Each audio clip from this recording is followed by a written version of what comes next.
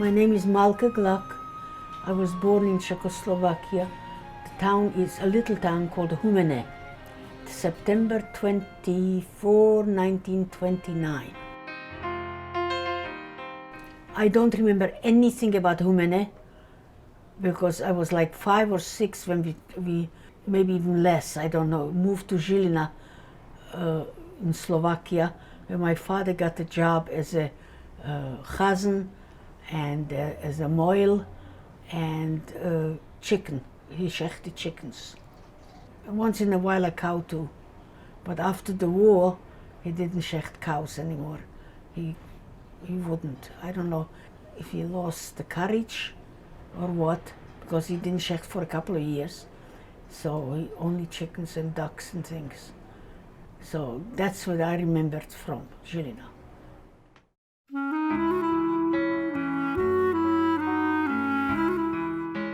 My mother took care of 5 children, and to supplement the income, she had 2 people coming for lunch every single day, unmarried young bucherim.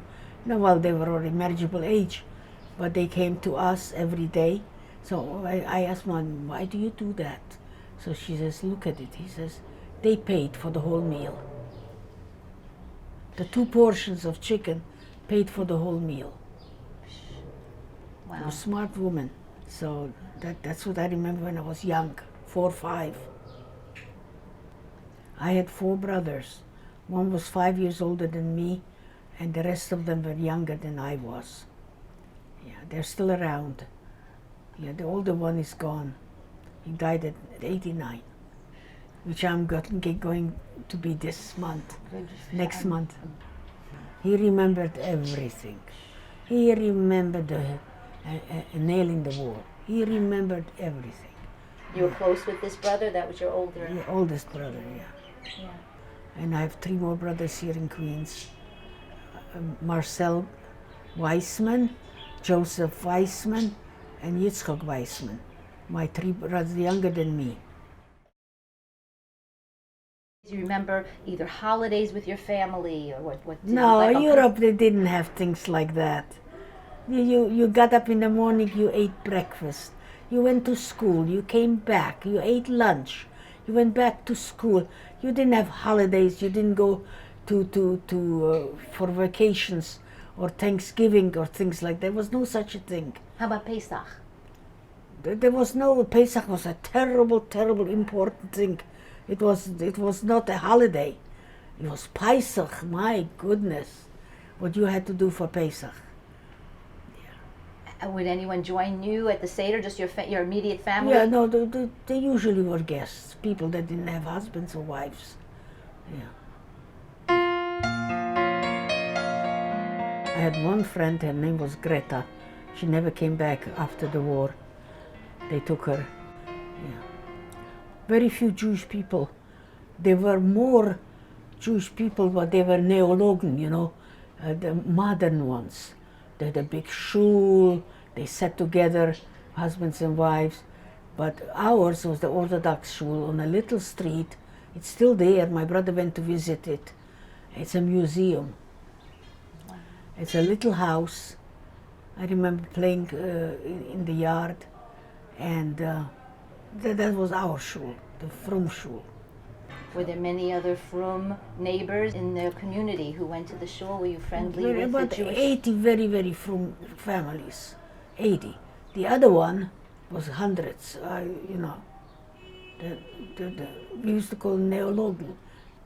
They came by car to shul.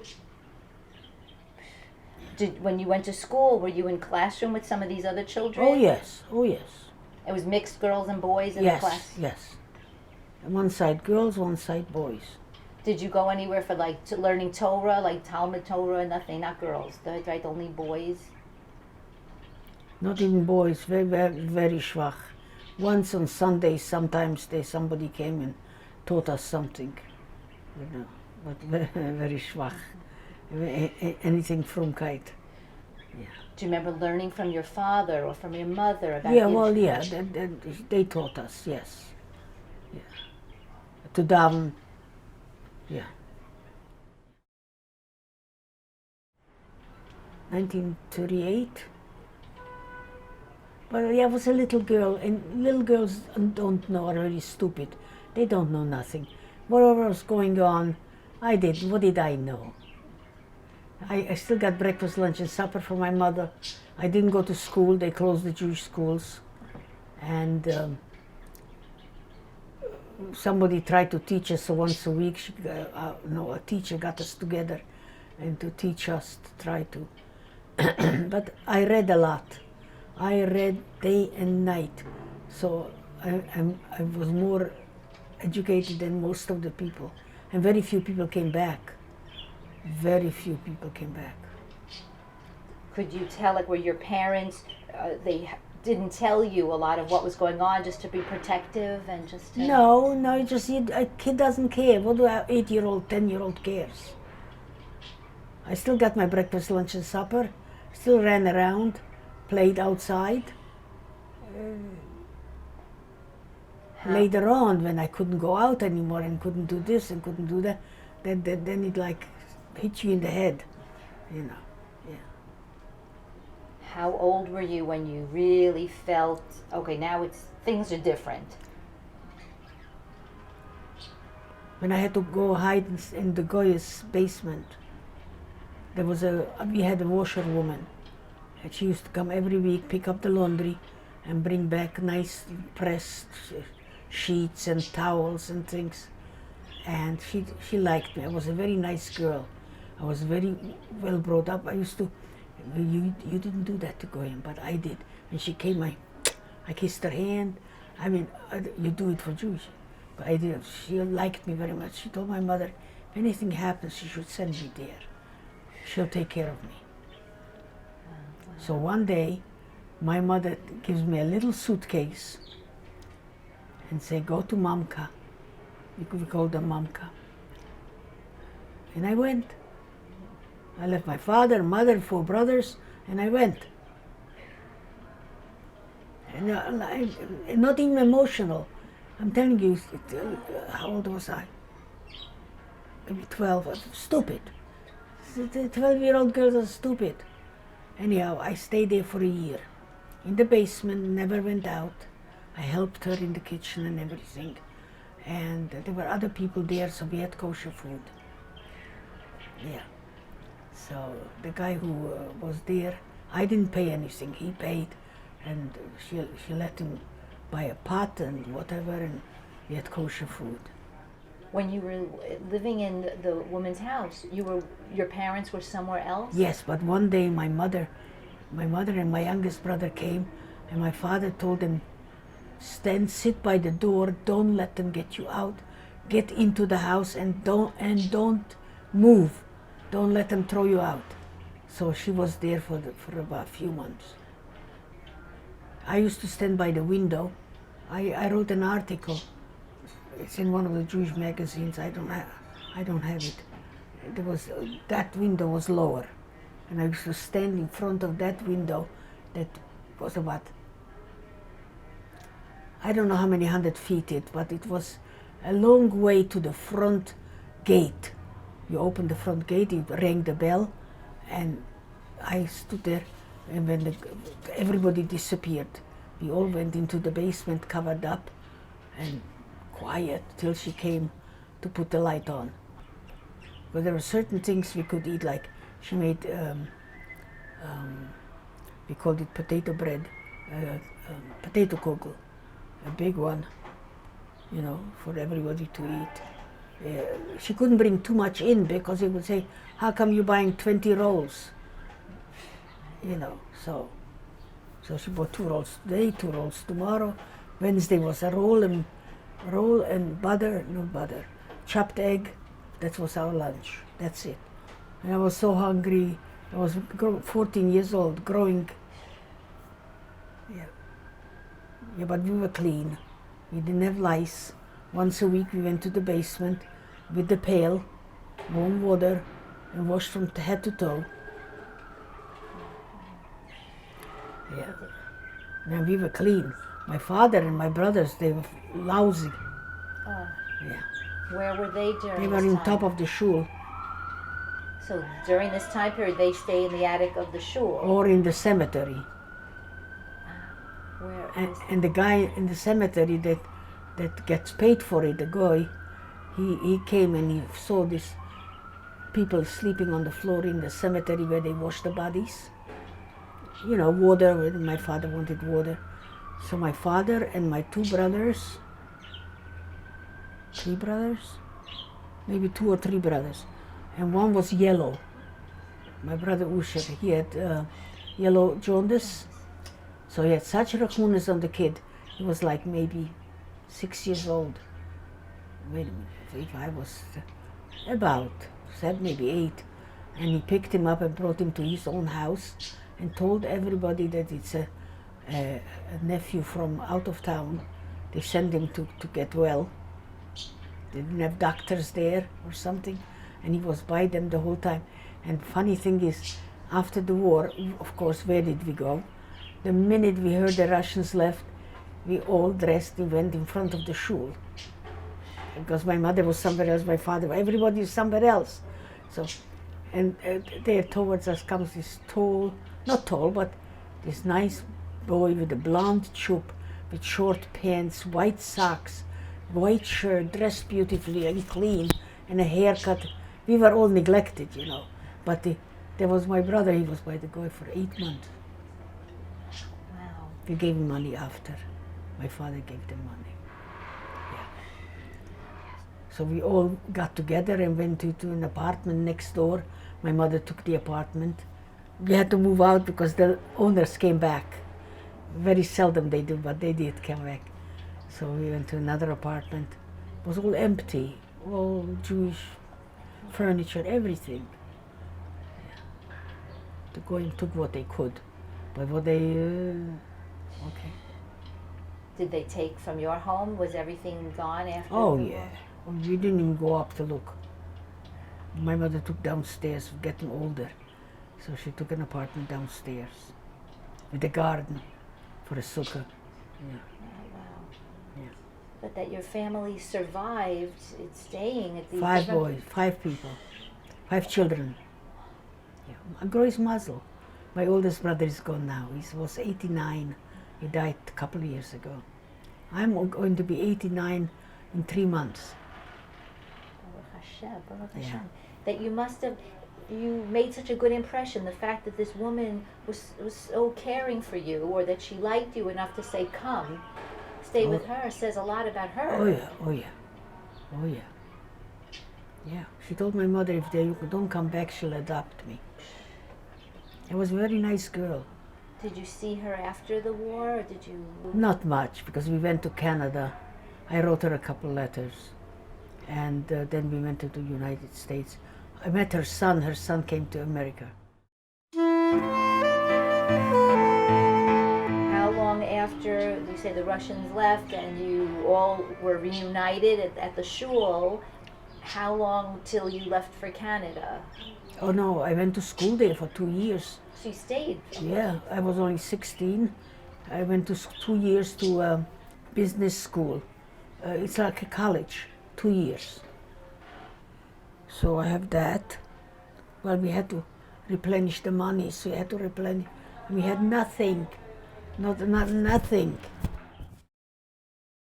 The only Jewish girl in the whole school. Yeah. In high school also, I was the only Jewish. I started with the high school. One day my mother picked me up and says, let's go. We went and there were nuns. So there was not the last year high school, one before the last. And they took me in without anything, no questions, no checking on me, nothing. Didn't go to school for 5 years. Yeah. And I was good, I was very smart because I was good in class. So I was there for that, and I had to go Shabbos. No way will they allow me not to come on Shabbos. So I came on Shabbos, and I left my Friday, I left my books there, because I wouldn't carry Shabbos. We were very frum. And my girlfriend wrote what I need to make homework. She made me a copy or something. I had to come. They would not allow me not to come. I must come. So I put on my Shabbos dress and walked to school. I had books in my desk, and then I walked home. I left my books there and walked home. So you were there through going to school and secretary school, and then did your whole family then move to Canada? When was that decision made? Did everyone go together? We couldn't get to the United States. Could not get papers. But my brothers got us papers to come to Canada. I don't know how they did that. And once in Canada, I just went over to visit my brother in New York and stayed. And then when I got married, I went back to Canada, and legally my husband got me out as a wife. How did you meet your husband? It was a shidduch in New York. They always used to ask me, why did you come from Canada? Nice town. Canada is very nice. So I said I needed a shidduch. I went with every boy already in Canada, and there was nobody for me there. So they laughed. Nobody ever said outright, you know. So I was never bashful, that's for sure. My mother and father opened a little restaurant in Montreal, and I went and brought my chassan to show him, and it was not easy because I wanted modern, but he was not well educated, but he was well read. So, you know, yeshiva boys don't go to college, but he did go to Torah Das all these years. So my father was happy with that, and he was very nice looking. My mother was happy with that. You know, I was intelligent. So, but poor, he had to support his parents. At first I went after money. I really did. I went with older boys, 35-year-old. I was only 23, 24. But I went out, I figured, what's easier? Just didn't find the right guy. And him, 1, 2, 3, gone. But we were so poor. Yikes, stripes, we were so poor.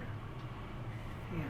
You said you were supporting his parents. Were you living with his parents? No, but I made $50 a week and went to his parents every single week. And don't think I didn't resent it. So, and then I started hollering. I was going to have a baby. I didn't have $3 to buy a little thing for the baby. So he says, what should I do? Let my father starve? I said, no. Open your mouth. You have 3 brothers. They can give $10 a week. Won't kill them. Why do I have to give the whole 50? So he did that.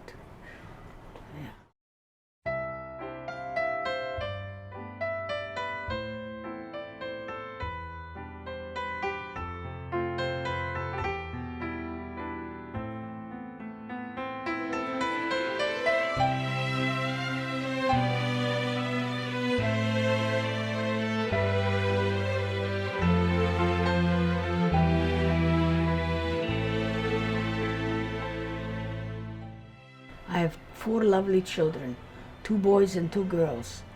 They're all grandparents already. So I have a lot of grandchildren and great-grandchildren. Everybody's well, everybody's working. By me, that's a very important thing that they work. Yeah. And the young ones go to school. I have 1 doctor, granddaughter. Yeah. We see each other on one place every year. I make a Chanukah party and everybody has to come. I don't care if they come 1 o'clock or 6 o'clock at night, but they have to show up that day. So that's where I see my grandchildren and my great-grandchildren.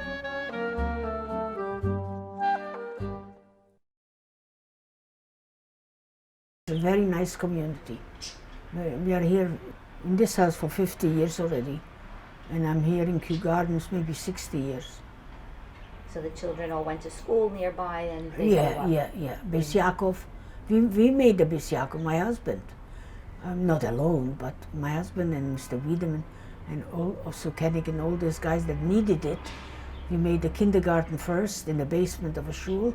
Then we made the 1st grade. And my Shevi went to each of them. She opened it up, every room. Yeah. And then about 10 years later, they bought a piece of property and built a Beis Yaakov. You know where it is. If you see Herschel Gluck on the plaque, that's my husband. And you said you had two daughters, so you had the other daughter go to this school as well? Yeah, well, she came later, so it was already established. Yeah, Baila is how many years younger than Shavy? 6 years younger. My son is Avraham Meir, Rabbi Avraham Meir Gluck. He lives in Monsey. And then I have a daughter, Surasheva Bear, lives in Queens. Then there is Baila Rosenbaum, lives on the east side. And then my youngest son is Rabbi Shmuel Gluck, lives in Monsey. They're all well known because everybody has a shtick for himself, so you know what he does. Yeah. Avraham is very good at people things. And Shmuel also, Shmuel is even better. I told him, go get a master's, I'll pay for it. He says, the yiddish that he deals with don't need a master's. They just need him.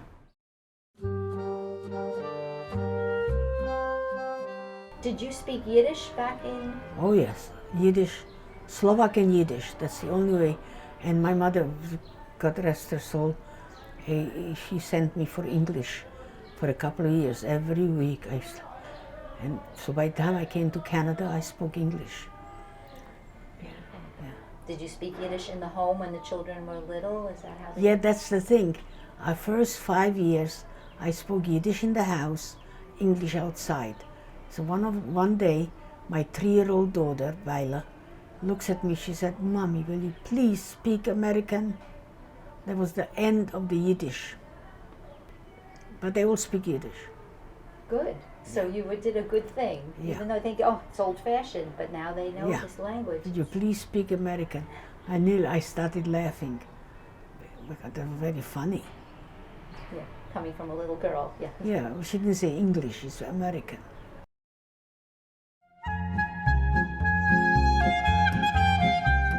Did the young children ever ask you questions about what life was in Europe? Or Sometimes, but they're not really interested. Sometimes the school gives them a request, make interviews with people that lived through the Holocaust, or came from Europe, or came from Canada or something. So, of course, Babby is here.